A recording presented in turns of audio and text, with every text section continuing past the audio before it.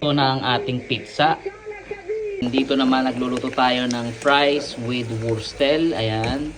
So in couple of minutes luto na rin ito. Ayan. Lagyan natin ng konting asin. Ayan. Then i-shake lang natin ang ating fries and wurstel. Gawa din tayo ng sauce. So nilagyan natin ng senape, mayonnaise at saka ng honey. Ayan. Then now, ihuhulog na natin ang ating fries dito sa top ng ating pizza. Ayan.